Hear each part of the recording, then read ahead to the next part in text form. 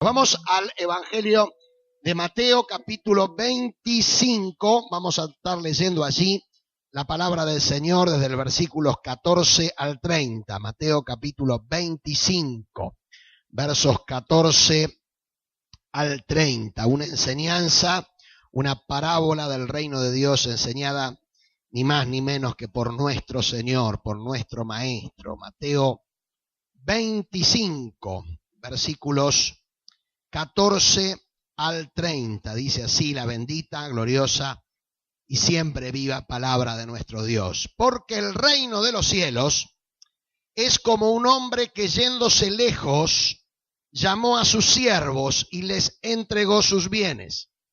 A uno dio 5 talentos, a otro 2, a otro 1, cada uno conforme a su capacidad, y luego se fue lejos. El que había recibido 5 talentos fue y negoció con ellos y ganó otros 5 talentos. Asimismo, el que había recibido 2 ganó también otros 2. Pero el que había recibido 1 fue y cavó en la tierra y escondió el dinero de su señor. Después de mucho tiempo, el señor de aquellos siervos se arregló cuentas con ellos. Y llegando el que había recibido 5 talentos, trajo otros 5 talentos, diciendo: Señor, 5 talentos me entregaste, aquí tienes, he ganado otros 5 talentos sobre ellos. Y el Señor le dijo: bien, buen siervo y fiel, sobre poco has sido fiel, sobre mucho te pondré, entra en el gozo de tu Señor. Llegando también el que había recibido 2 talentos, dijo: Señor, 2 talentos me entregaste, aquí tienes, he ganado otros 2 talentos sobre ellos. Su Señor le dijo: bien, buen siervo y fiel, sobre poco has sido fiel, sobre mucho te pondré, entra en el gozo de tu Señor. Pero llegando también el que había recibido 1 talento, dijo: Señor, te conocía que eres hombre duro, que ciegas donde no sembraste y recoges donde no esparciste. Por lo cual tuve miedo y fui y escondí tu talento en la tierra. Aquí tienes lo que es tuyo. Respondiendo su señor le dijo: siervo malo y negligente, ¿sabías que sigo ciego donde no sembré y que recojo donde no esparcí? Por tanto, debías haber dado mi dinero a los banqueros y al venir yo hubiera recibido lo que es mío con los intereses. Quitadle pues el talento y dadlo al que tiene 10 talentos, porque al que tiene le será dado y tendrá más, y el que no tiene, aún lo que tiene le será quitado. Y al siervo inútil echadle en las tinieblas de afuera, y allí será el lloro y el crujir de dientes. Hasta aquí entonces la lectura de la palabra del Señor. Le puse por título a esta reflexión de la palabra: la santa incomodidad. La santa incomodidad. Seguramente para muchos de nosotros la palabra comodidad es una palabra linda. ¿A quién no le gusta estar en un lugar cómodo? ¿A quién no le gusta vivir dentro de sus posibilidades una vida cómoda? ¿A quién no le gusta vestir con ropa cómoda? Qué bueno que ustedes tienen un pastor joven y moderno que se pone remera. Antes los pastores veníamos trajeados con corbatas que nos asfixiaban y todo lo demás. Y un día alguien dijo: bueno, después de todo hay cosas más importantes. A nosotros nos gusta la ropa cómoda, vestir de una manera cómoda.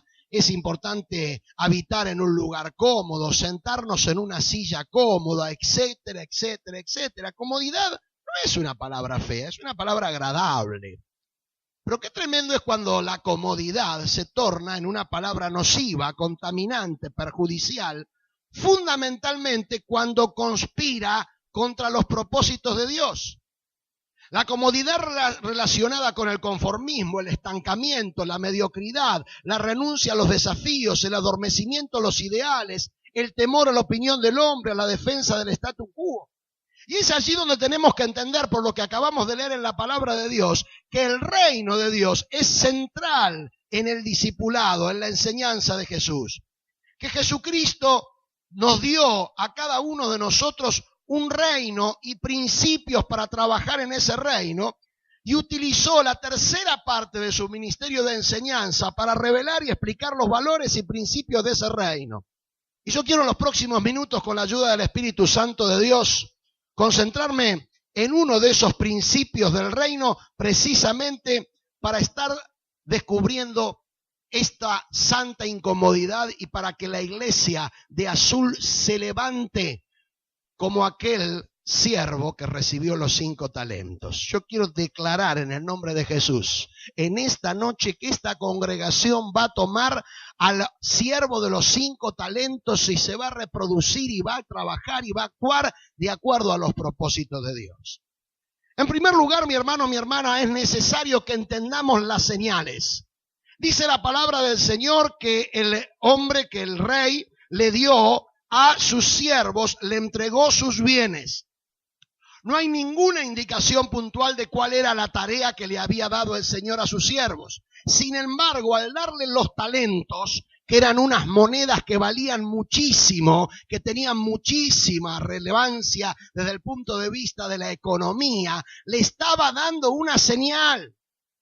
Cuando vos recibís algo de Dios, Dios te está dando una señal de que te ama, una señal de que confía en vos, una señal de que verdaderamente sos una persona útil para su reino. Los talentos pueden ser simbolizados no solamente por bienes materiales, sino por salud, por capacidades, por dones, por un montón de cosas que Dios le entrega a su iglesia, a su cuerpo. Cuando vos recibís algo de Dios, tenés que saltar de alegría porque Dios te está diciendo: con esto hay algo que quiero que hagas con lo que te di. ¡Qué maravilla!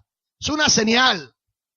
Dios no tiene un pueblo que esté carente de sus dones, de sus capacidades, de sus talentos. Aquí nos dice la Escritura claramente que de estos 3 siervos que el rey eligió, a uno le dio 5, a otro le dio 2 y a otro le dio 1. Dice la Escritura, según la capacidad. O sea, qué maravilla que es esto. Dios nos ve, nos examina y sabe la capacidad que nosotros tenemos, y de acuerdo a la capacidad que en Él tenemos, nos entrega cosas. La iglesia de Azul es una iglesia que Dios le ha entregado cosas, le ha dado talentos, y esos talentos no vienen de la producción individual nuestra. Esos talentos vienen de Él, vienen de Dios, vienen de arriba. La Escritura no dice que esta gente ya tenía los talentos, sino que el rey le dio los talentos. Por eso es importante que vos entiendas la necesidad de comprender las señales. Pero aquí comienza en segunda instancia una operatoria, que yo le llamo la operatoria de la santa incomodidad. Los versículos 16 y 17 dice que el que había recibido 5 talentos fue y negoció con ellos y ganó otros 5 talentos. Asimismo, el que había recibido 2 ganó también otros 2. ¿Qué dice la Escritura? Los que recibieron 5 talentos y 2 talentos trabajaron, o sea, produjeron, negociaron. ¿Sabes lo que quiere decir la palabra negociar? ¿Sabes lo que quiere decir negocio? Uno dice llenarse de guita. No. Negocio quiere decir, muy sencillo, negar el ocio.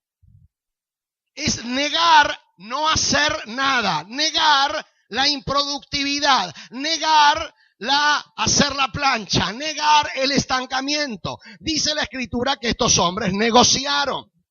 Estos hombres arriesgaron. Decí conmigo riesgo. No lo decís muy convencido, decí más fuerte, riesgo. Riesgo, claro que sí. Arriesgaron. Cuando alguien negocia, arriesga. Cuando alguien negocia, corre riesgos. O sea, en el momento en que ellos decidieron trabajar y negociar, también decidieron arriesgarse. Ganaron. Pero cuando uno se arriesga, tiene el riesgo de ¿qué cosa? De perder. Uno puede arriesgar y perder. Claro que por supuesto que puede perder. Pero de acuerdo a la Escritura, el propósito de Dios, el propósito que Dios tiene sobre su iglesia, es una iglesia que en cumplimiento de la misión corra riesgos. Riesgos de que no la comprendan, riesgos de que las cosas no siempre salgan bien, riesgos de que podamos ir para atrás en vez de ir para adelante. Pero quiero decirte que el Señor que le da a sus siervos esos talentos, está esperando que hagan algo con esos talentos. Que reproduzcan esos talentos, que estén desarrollando esta operativa maravillosa, que no estén cómodos, sino que estén incómodos, que trabajen, que negocien, que se arriesguen y que ganen. Una de las personas más impactantes de los últimos 200 años se llamó Abraham Lincoln. Yo particularmente soy un admirador de ese gran estadista norteamericano, por supuesto, fallecido. Cuando tenía 8 años, tuve la oportunidad de ir con mis padres a los Estados Unidos y en uno de los días fui hasta la ciudad de Washington con mis padres y fui allí a lo que se llama el mausoleo de Lincoln, que está sentado con esa barba y con ese rostro tan particular, un hombre que marcó la historia. Ahora, ese hombre que marcó la historia y que fue el instrumento que Dios utilizó para abolir la esclavitud en los Estados Unidos, fue un hombre que, de acuerdo a sus biógrafos, llegó a ser presidente de los Estados Unidos después de por lo menos una docena de veces fracasar en las elecciones. Se presentaba a una elección y no lo votaban. Cualquiera hubiera dicho, retírate Lincoln. Lincoln insistía, hasta que llegó a ser el presidente de los Estados Unidos. Y mis hermanos, quiero decirles que no fue un presidente más, fue un presidente que marcó la historia. Ahora, ¿qué hizo este hombre? Se arriesgó. Con lo que Dios le había dado, se arriesgó. A veces ganó, a veces perdió, pero se arriesgó. La operatoria de la santa incomodidad opera de esa manera. Dice la Escritura de que ellos fueron, trabajaron, operaron, arriesgaron y ganaron. Sin embargo, la palabra de Dios nos habla de otro caso. Del caso del que recibió un talento que representa la operatoria de la abominable comodidad. El versículo 18 dice que el que había recibido uno fue y cavó en la tierra y escondió el dinero de su señor. Y aclara el Evangelio de Mateo, escondió el dinero de su señor. Si nosotros pudiéramos entender esto, lo que tenemos no es nuestro, Dios nos lo dio. Ese talento, esa capacidad, ese don, aún las cosas materiales que tenemos, entendé bien, que nosotros decimos son mías, desde el punto de vista del reino no son tuyas, son de Dios y Dios te la da para que la disfrutes. Y es necesario que podamos entender esto. Este hombre que hizo todo lo contrario, trabajó, porque dice la palabra que cavó. La persona necia trabaja al cohete. Porque una cosa es que vos caves para producir algo y otra cosa que vos caves para enterrar algo. Como diciendo, esto no va a producir ningún tipo de resultado. Trabajó mal, cavó. Dice la palabra que temió, tuvo miedo. Dice que escondió y dice que perdió. ¿Por qué? Porque él tomó una decisión. La vida es el resultado de las decisiones que tomás. Y si algo no te queda en claro, te lo vuelvo a repetir. La vida es el resultado de las decisiones que tomás. Vos ya llegaste a la conclusión de que cuando salen mal las cosas no es por el tiempo, ni por el país, ni por el gobierno, ni por los astros. Tienen que ver con decisiones que hemos tomado de manera incorrecta. Ahora, ¿qué decisión tomó este hombre? Tomó la decisión cómoda. ¿Sabés cuál es la decisión cómoda? Esto no es mío, no voy a hacer nada, me quedo tranquilo, me quedo cómodo, escondo el dinero y cuando venga el rey, cuando venga el amo, lo saco de donde está y le digo, acá, esto es tuyo, así me lo diste y vos lo tuviste. Es un drama cuando la iglesia de Cristo entra en esta zona de comodidad. Es un drama cuando la iglesia de Cristo no hace absolutamente nada con lo que Dios le ha dado. Es un drama cuando hay gente, y los hay, les puedo asegurar que los hay, que poniendo como excusa el retorno de nuestro Señor Jesucristo, la segunda venida de nuestro Señor Jesucristo, paraliza su mecanismo de acción, cuando el retorno de nuestro Señor Jesucristo debe ser el principal eje de movilización de lo que hacemos. Es un drama. Pero esto dice este hombre. Es abominable la comodidad. Tuvo miedo. Juzgó a su amo. Entendió que su amo era alguien que cosechaba donde no sembraba y lo excusa de esa manera, lo excusa de esa forma. Mi hermano, mi hermana, tengas la edad que tengas, la experiencia que tengas, los años de creyente o los meses de creyente que tengas, Dios ya ha derramado sobre ti talentos, capacidades, dones, bienes, y la expectativa que Él tiene no es que te estanques, no es que te quedes en el mismo lugar, no es que sigas creyendo o pensando de que así está bien. No, hay más de Dios para tu vida y Él quiere que reproduzcas aquello que Él te dio. Y cuando lo entendés personalmente, lo podés proyectar como comunidad de fe, como iglesia. La comodidad te va a decir siempre, así estamos bien. No hagan olas. ¿No ves que estamos fenómenos? Y el Señor te dice, lo que te di, te lo di para que lo reproduzcas, para que lo multipliques. ¿Cuáles son las consecuencias de la santa incomodidad? Esta parábola termina de una manera tremendamente brillante y al mismo tiempo preocupante para los que verdaderamente no entran en la incomodidad, sino que los que se estancan en la comodidad. Los versículos 20 al 23 dice que llegando al que había recibido 5 talentos, trajo otros 5 talentos diciendo, Señor, 5 me entregaste, aquí tienes, he ganado otros 5 talentos sobre ellos. Y su señor le dijo, bien, buen siervo fiel, sobre poco has sido fiel, sobre mucho te pondré, entra en el gozo de tu señor. Y el versículo 28 dice, quitadle pues el talento y darle a aquel que tiene 10 talentos, porque el que tiene le será dado y tendrá más, y el que no tiene aún lo que tiene le será quitado. Yo te voy a decir en los próximos minutos qué le ocurre a una iglesia que multiplica lo que Dios le ha dado. En primer lugar, lo más importante es que el Dios de los cielos lo bendice. O sea, entendé bien lo que te voy a decir ahora. Los bendice en el sentido que te dice, bien hecho, buen siervo y fiel. Vos lo único que tenés que esperar de Dios, no que te dé una medalla, no que te dé el balón de oro, no que te dé el cristianistor de oro, no, que te diga en su presencia, buen siervo y fiel, o buena sierva fiel. Eso quiere decir ¿qué cosa? Bendición. La bendición Dios no se la otorga a cualquiera. Escuchá bien esto, por favor. Dios no es un Dios tipo así, gurú o tipo elefante que bendice a cualquiera. No.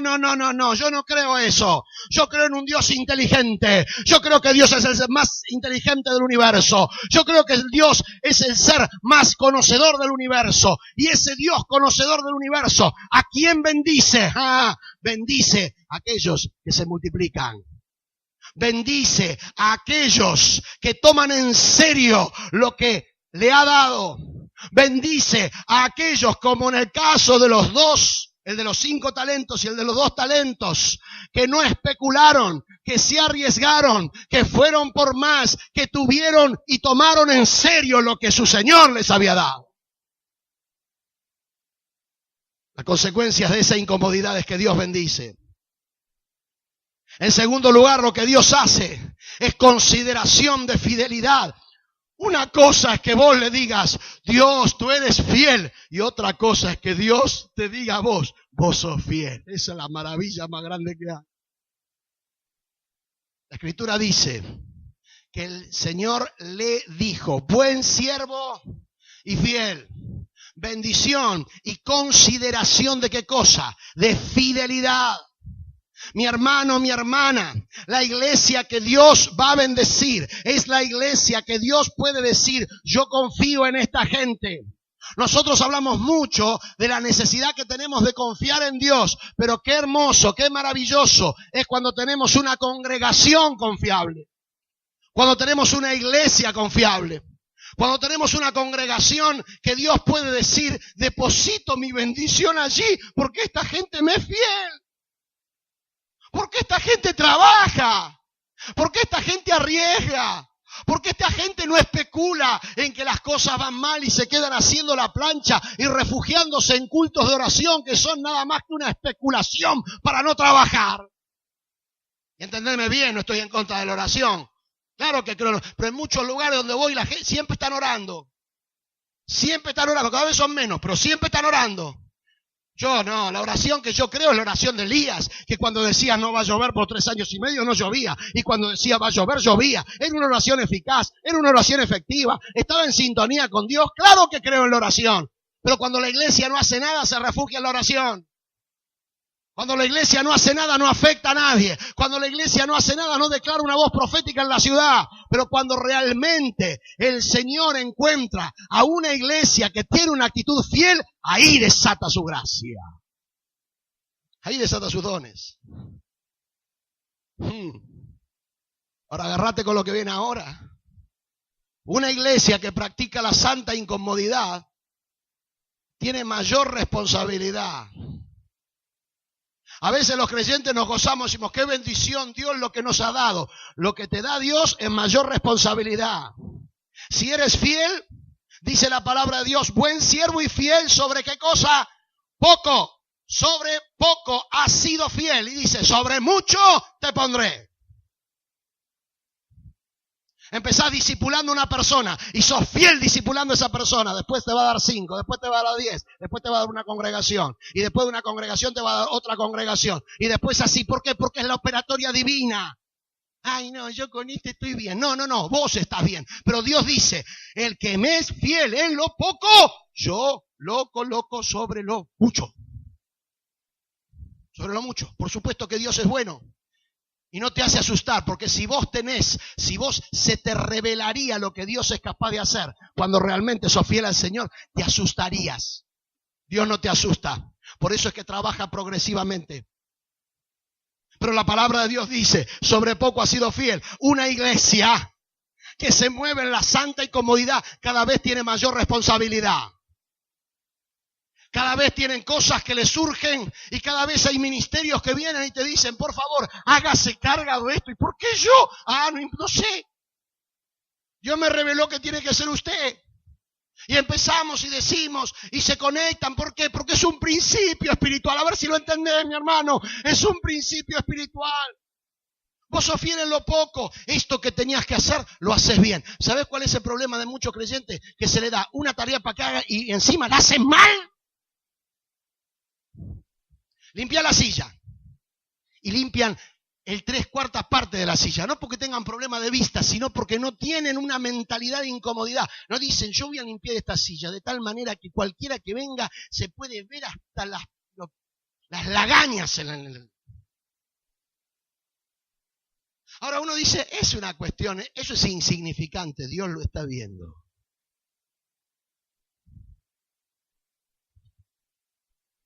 ¿Conocen el nombre del pastor Claudio Freyson? Levanten la mano los que conocen el nombre del pastor Claudio Freyson. ¡Qué bueno! Cuando nadie conocía a Claudio Freyson, cuando su ministerio era un ministerio que nadie seguía porque no lo conocían, se hizo una campaña en la ciudad de La Boca, una campaña del evangelista Carlos Anacondi en la Casa Amarilla, atrás del Club Boca Junior, con perdón del término por el pastor Vázquez. Y mi esposa también, vamos a incluirla. Una campaña tremenda. Y en ese momento, año 1985, había un montón de tareas. Podríamos llegar a decir tareas de gran responsabilidad. Consejeros, hermanos que distribuían las tarjetas de decisión. Eran miles y miles de almas que todas las noches se entregaban a Cristo. Pero dentro de las tareas que había que hacer en la campaña, había una coordinación que el nombre inclusive produce risa hasta el día de hoy, que era coordinador de soga. Yo les voy a explicar esto, muchos actualmente creo que no lo tienen, pero en esa época necesitaba un pastor o un líder que tenga bien unos cantidad de hermanos que estén cuidando una soga alrededor del perímetro donde la gente pasaba lo que sería técnicamente el altar. Era como si hubiera sogas en este sector y en un determinado momento, cuando el evangelista llamaba a las almas a que lleguen al altar, el coordinador de soga tenía que dar una orden y los chicos que tenían la soga tenían que dejar caer la soga para que la gente pase por arriba. La soga oficiaba como un perímetro que obstaculizaba el ingreso, pero cuando había que ingresar bajaban la soga. Ahora la pregunta es, ¿a quién iban a enganchar para que sea coordinador de soga? ¿Qué ministerio podía agarrar y decir, yo quiero ser coordinador de soga? La única tarea que había que hacer era esa. ¿Saben quién fue el coordinador de soga de la campaña en 1985? Claudio Freyson. Porque esa tarea la hizo con excelencia. Esa tarea que nadie quería hacer la hizo con excelencia. Dice la palabra de Dios, sobre poco has sido fiel, sobre mucho te pondré. Creo que nadie tiene la menor duda de que el Señor lo puso sobre mucho. ¿Funciona? Cuanto más la iglesia tenga, y no te estoy asustando con esto, más responsabilidad viene. Yo quiero que te vayas de acá en esta noche incomodado. Pero incomodado no por una cuestión mala, sino incomodado por el Espíritu de Dios que te ama y que quiere realmente que vivas en esa santa incomodidad. Sobre poco has sido fiel, sobre mucho te pondré. Porque los 5 talentos y los 2 talentos que Dios le dio a los 2 primeros siervos eran poco. Podían significar mucho, pero eran poco al lado de todo lo que tiene Dios. Lo que Dios te ha dado es poco, hacelo con fidelidad y te va a dar la capacidad de administrar sobre muchos. Lo he visto hasta sorprendido con mi propia vida, que Dios me ha colocado en lugares donde he tenido que tomar decisiones sobre congregaciones que ni siquiera he conocido. Sin embargo, la palabra de Dios se cumple, es fiel. Mayor responsabilidad. En cuarto lugar, una iglesia santamente incómoda, ¿sabes qué va a ser? Una iglesia gozosa. Entra en el gozo de tu Señor. No dice entra en la tortura de tu Señor. Los que viven una vida cristiana torturados son aquellos que nunca se incomodan. Aquellos que creen que están cómodos viven torturándose. Como no tienen las manos en el arado y están cómodos, se pasan la vida viendo cómo Dios bendice a los demás y encima los critican. Claro, como Dios evidentemente se les dio por bendecir a otros, en vez de decir, Señor, enséñame por qué le estás bendiciendo a los otros, lo entran a condenar, lo entran a criticar, viven torturándose, viven llamando, diciendo a los demonios, vengan, vengan, en vez de agarrar y tomar autoridad y echarlo fuera. Pero la palabra de Dios dice que los santamente incómodos que van a estar gozosos. El gozo del Señor, sí, gozoso. Y el gozo, mi hermano, te lo voy a decir claramente, es una de las armas de Dios para atraer a la gente que no conoce a Cristo. Porque la gente que no conoce a Cristo puede llamarnos locos, puede llamarnos dementes, puede llamarnos fanáticos. Pero cuando charlan entre ellos, dicen, yo no sé qué le pasa a estos chiflados, pero se lo ve gente contenta. Gente que se goza, que están alegres. Y no es que no le pasan cosas malas, pero se gozan. Entra en el gozo de tu Señor. Entra en el gozo de tu Señor. Una iglesia santamente incómoda, en quinto lugar. Es una iglesia. Y ahora lo que voy a decir, yo sé que no lo vas a entender tan fácil, pero le oro al Espíritu de Dios para que me ayude y para que te ayude y te convenza. Una iglesia que vive en la santa incomodidad prospera a costa de quienes malogran o pierden las oportunidades. Eso está mal, pastor. No, no está mal. Es lo que dice la Escritura. Al que tiene, ¿ustedes lo leen ahí o no lo leen? Se le dará más. Y el que no tiene, aún lo poco que tiene le será quitado. Saquen el talento y dénselo al que tenía 10. El reino funciona así. Pero no porque Dios es injusto, porque Dios también le dio una oportunidad al que tenía 1. No la aprovechó. Y con esto de las oportunidades, hermano, por favor, déjate de macanas, Déjate de decir, no, a mí no me tocó la varita como lo toca. No hay varita. La Escritura dice claramente en Eclesiastés capítulo 9, verso 11. Me volví y vi debajo del sol que no es de los ligeros la carrera, ni de los elocuentes el favor, sino que tiempo y ocasión acontecen a todos. Porque el tipo ese que vos viste que la hizo en pala, no es porque estaba tocado con la varita mágica, sino porque encontró una oportunidad y la aprovechó y trabajó por ella. Porque hay algunos creyentes que todavía están esperando, ay, cuando Dios me toque, no te va a tocar nunca. Primero que te va a hacer es convencer por el Espíritu Santo que te dejes de embromar con esa mentalidad. A ver, las veces que, ay, qué bendición. Cuando inauguramos allá Soler, me decían pastores, qué bendición. Y lloraban. Y yo, ¿por qué llora? Porque Dios me dijo que lo compre. ¿Y por qué no lo compraste? No me animé. Escondiste Ahora, cuando una iglesia aprovecha, no vos, no el pastor, sino que Dios dispone las cosas, ¿para qué? Para que los talentos que le dieron a otro y no los aprovecharon, venga para acá. Y alguno pensará, pero pastor, ¿eso no es injusto? No. Injusto sería si la persona que recibió un talento trabajó, accionó, operó con los valores del reino y Dios, por burlarse de esas personas, no los bendijo. Pero Dios no es así. Dios es justo. No hicieron nada. Y como no hicieron nada, viene el Señor y lo que quiere es que le rindan cuentas. Es un principio del reino. ¿Sabés cuál es el principio del reino? Rinden cuentas. Yo hoy conozco a algunos que dicen, no, yo no doy cuentas a nadie. Le doy cuentas solamente al Señor. Alejate de eso porque en cualquier momento van en cana. Lo digo, te lo profetizo. No, el reino opera dando cuentas. Siempre tenemos que estar dando cuentas unos a otros. Es un principio del reino. ¿Y qué pasó acá? Claramente, la verdad bíblica sobre las oportunidades.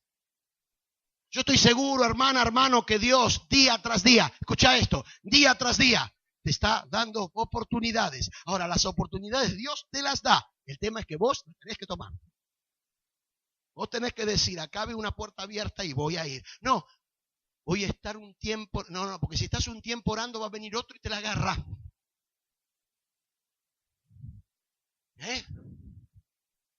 Yo a veces le digo esto a los chicos, ahora vamos, tenemos el campamento. Agarrá y te gusta, hablale. Claro, porque hay algunos que son tan espirituales que esperan de que un ángel del Señor le diga a la chica, ese es tu futuro esposo. No. Los ángeles tienen otro tipo de laburo, no ese. ¿Qué tenés que hacer vos? Encarar. Y si me dice que no, es no. Pero te vas a dar el gusto, encarar. No. Sí, estamos orando, estamos viendo. Cuando le van a encarar, me dice, no, ya te enteraste, estás saliendo de novio con otra. ¿Cómo? Y le dice, Señor, me fallaste. No, salame, que fallaste sos vos.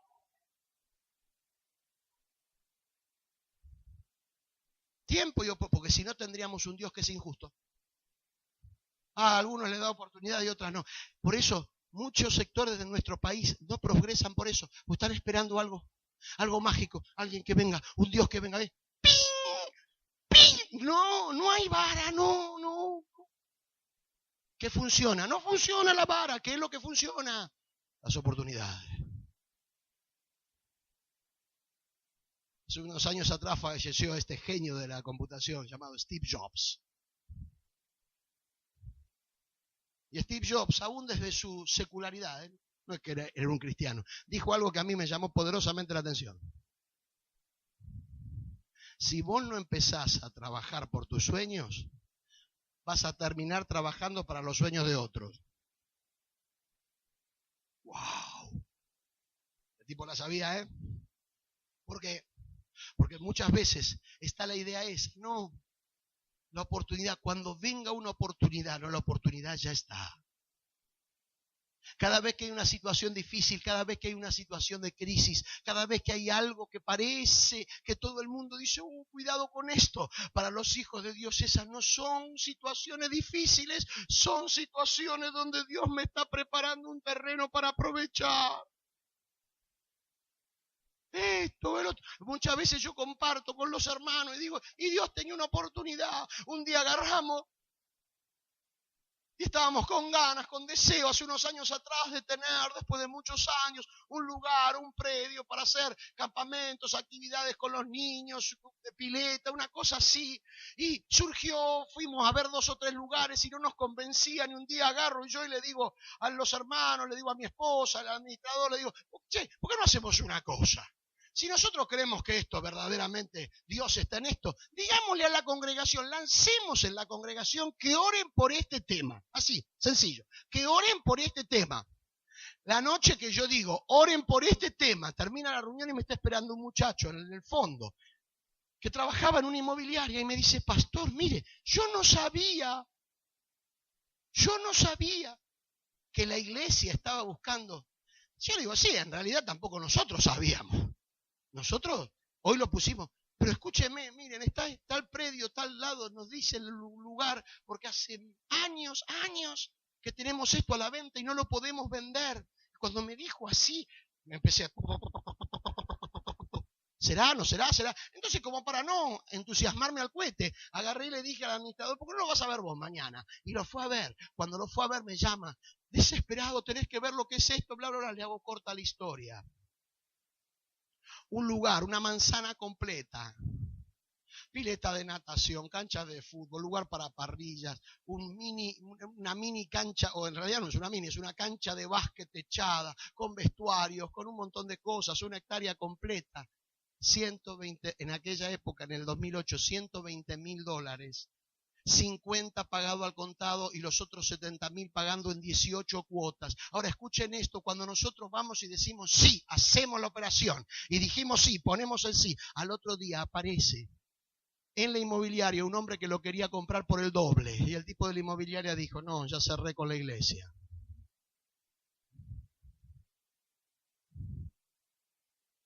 Eso que me enseñó a mí, que hay veces que Dios te prueba en las oportunidades. Si yo hubiera iniciado una jornada de ayuno y oración por el predio, se nos morfaba en el predio y hoy teníamos que seguir pagando. No es que no hay que orar, pero hay que saber cuándo hay que orar y cuándo hay que actuar. Llegó un momento en que Moisés estaba orando, y dale que vale, y dale que orando, y venían los egipcios. Y fue, el Señor le tuvo que decir, ¡basta de orar, Moisés! ¿Hasta cuándo? Agarrá la vara esa y dile a mi pueblo que marche, y vos tira la vara. Hay que actuar. Hay gente que no actúa, que está en la permanente, y uno los pasa y los ve. Congregaciones que yo paso en la ciudad durante años están igual, están en meditación, y esa ni siquiera es trascendental, es intrascendente.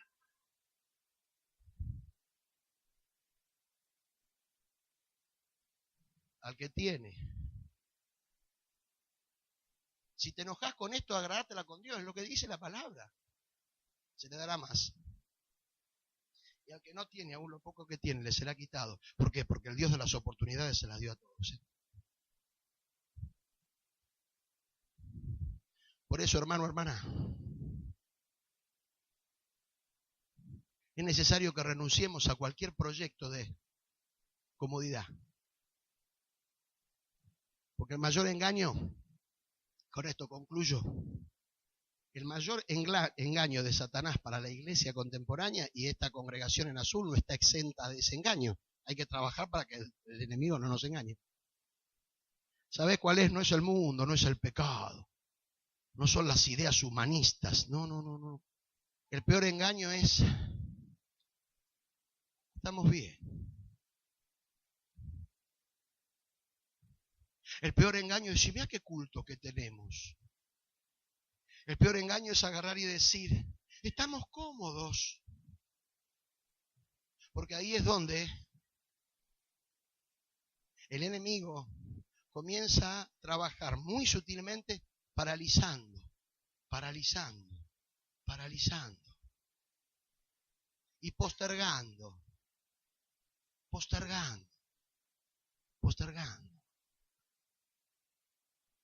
Una vieja ilustración. Dice que se reunieron en una asamblea general en el infierno todos los demonios, una convocatoria. De ahí vienen las asambleas del infierno.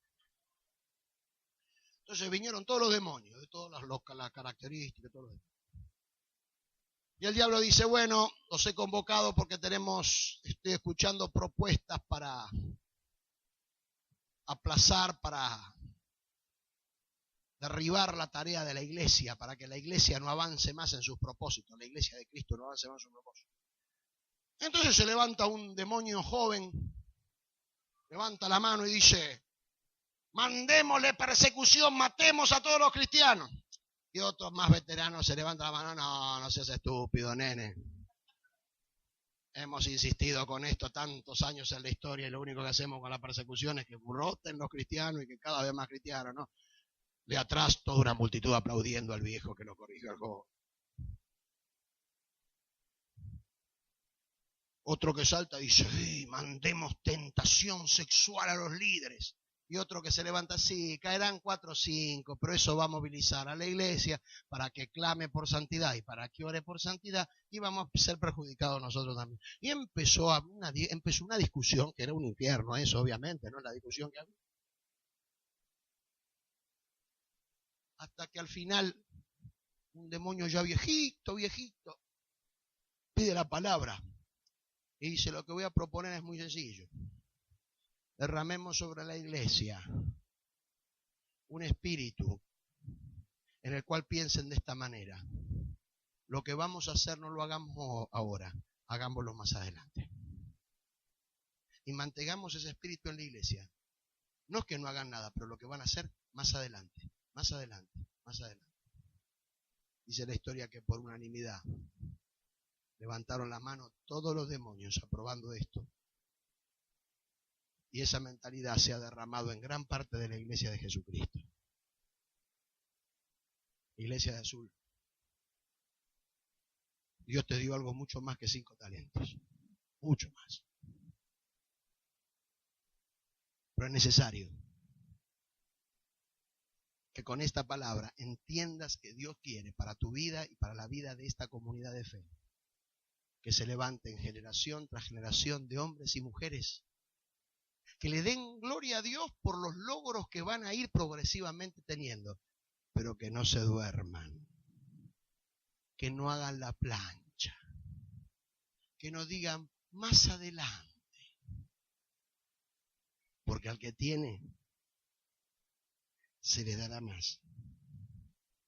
En eso poco que fuiste fiel, el Señor te está diciendo, no te lo digo yo, no lo dice el pastor Vázquez, te lo dice el Señor. Eso que hiciste bien y que fue bueno, te otorga el pasaporte para cuestiones de más responsabilidad. Vos que discipulaste con fidelidad un alma y Dios te va a dar más almas. Y cuando te dé más almas ya te va a dar más ministerios y más cosas. No por una cuestión de poder, por una cuestión de ley del reino que es la palabra del Señor.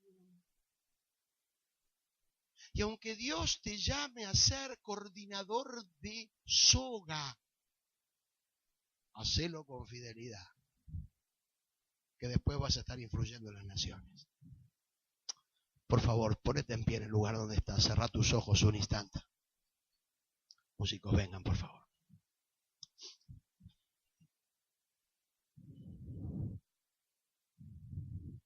Los años más gloriosos de la iglesia de Azul todavía no se escribieron. Todavía no se escribieron. Porque a diferente de los clubes, de las instituciones, de las sociedades de fomento, la iglesia, dice la palabra del Señor, va de gloria en gloria y de victoria en victoria. Porque quien la lidera, su cabeza, es precisamente la estrella resplandeciente de la mañana.